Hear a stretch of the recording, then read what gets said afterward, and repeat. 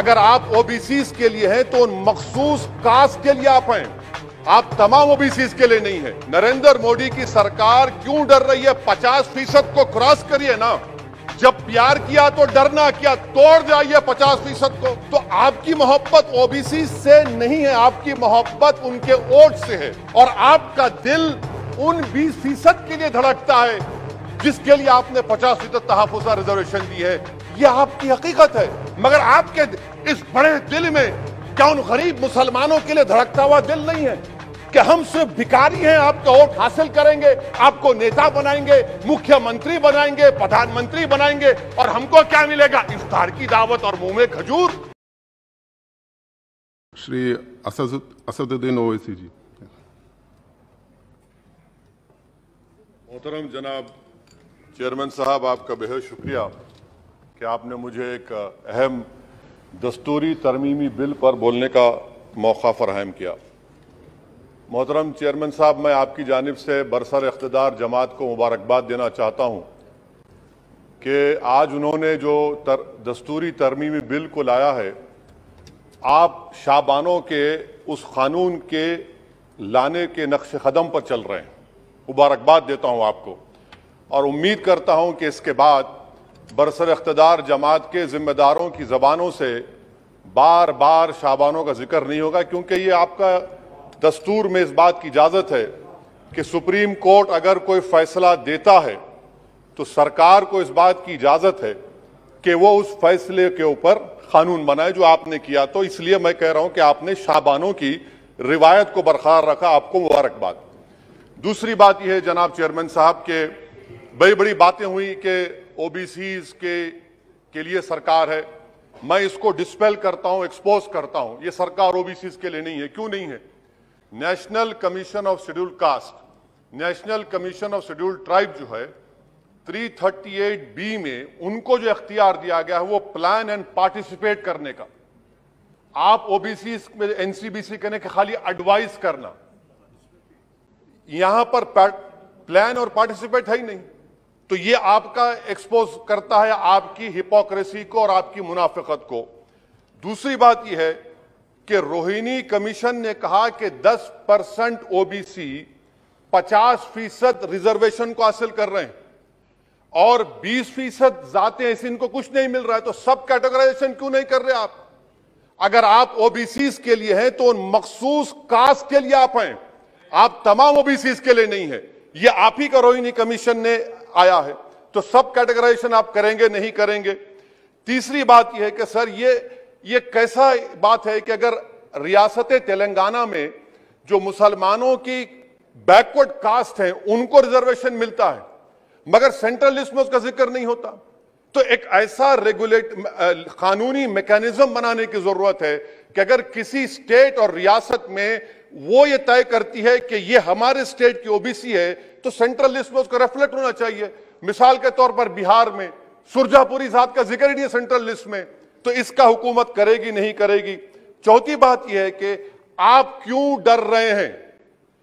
नरेंद्र मोदी की सरकार क्यों डर रही है? 50% को क्रॉस करिए ना। जब प्यार किया तो डरना क्या, तोड़ जाइए 50% को। क्यों 50% को डर रहे हैं आप? जो 50% है उनको 27%, जो 20% है उनको 50%। तो आपकी मोहब्बत ओबीसी से नहीं है, आपकी मोहब्बत उनके वोट से है। और आपका दिल उन 20% के लिए धड़कता है जिसके लिए आपने 50% तहफ़्फ़ुज़ रिजर्वेशन दी है। यह आपकी हकीकत है। पांचवी बात यह है स्पीकर साहब कि हम हुकूमत से मुतालबा कर रहे हैं कि प्रोएक्टिवली नरेंद्र मोदी की सरकार 50% सीलिंग को तोड़िए, निकलिए। आप क्यों नहीं करना चाहते? करने की जरूरत है, डेटा है, एम्पिरिकल एविडेंस है बैकवर्डनेस का। वो 50%, 27% कैसा दे रही है, गलत है। छठी बात यह है कि सर ये एक सुनहरा मौका है कि आप इस तरह का कानून बनाइए, 50% लिमिट को क्रॉस करिए और ओबीसी समाज से सही मानों में इंसाफ करिए। सर एक और बात, आज ही के दिन 1950 10 अगस्त को प्रेसिडेंशियल ऑर्डर हमने निकाला था, बड़ा तारीखी दिन था जिसमें हमने शेड्यूल्ड कास्ट को रिजर्वेशन दिया। मेरा हुकूमत से मुतालबा है, मैंने कांग्रेस की हुकूमत थी वहां बैठता था मैं, आज यहां बैठकर भी तीसरी मर्तबा कह रहा हूं कि 1950 का प्रेसिडेंशियल ऑर्डर रिलीजन के बुनियाद पर बनाया गया, जो राइट टू इक्वालिटी के खिलाफ है, जो राइट टू इक्वालिटी के खिलाफ है। एक सुनहरा मौका आपके पास आया है कि उसको रिलीजन न्यूट्रल करिए। जब शेड्यूल कास्ट में हिंदू, बौद्ध और सिख आ सकते हैं तो दलित मुसलमान, दलित क्रिश्चियन क्यों नहीं आ सकते? सच्चर कमेटी गवर्नमेंट की कमेटी, उसमें जिक्र लिखा है। आप वो नहीं करना चाहते, आप नहीं करेंगे तो देख रहे उत्तर प्रदेश का अंसारी देख रहा है, उत्तर महाराष्ट्र के वो पसमानदा मुसलमान देख रहे हैं कि क्या तमाशा आप लोग करते हैं।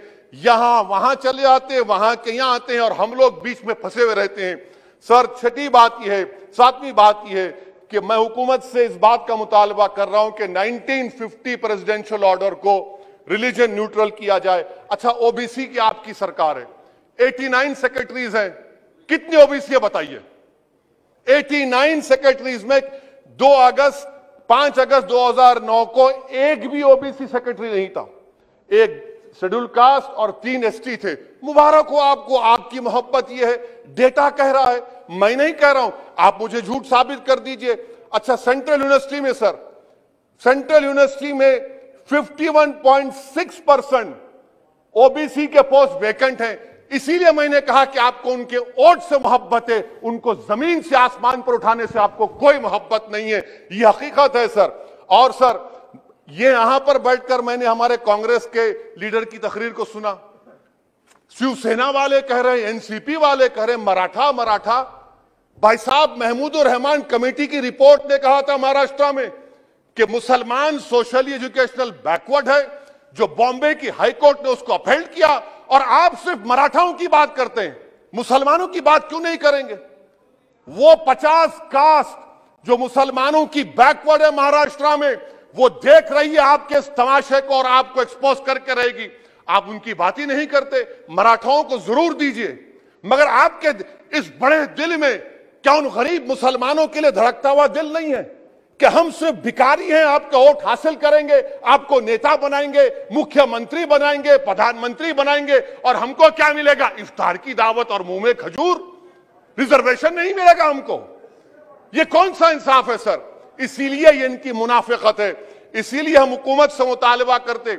अच्छा, हैरत की बात यह कि सुप्रीम कोर्ट के जिस फैसले को ओवरकम करने के लिए यहां पर यह बिल लाया गया, सुप्रीम कोर्ट ने कह दिया कि मराठाओं के बारे में सोशली एजुकेशनल बैकवर्डनेस नहीं दिख रहा है।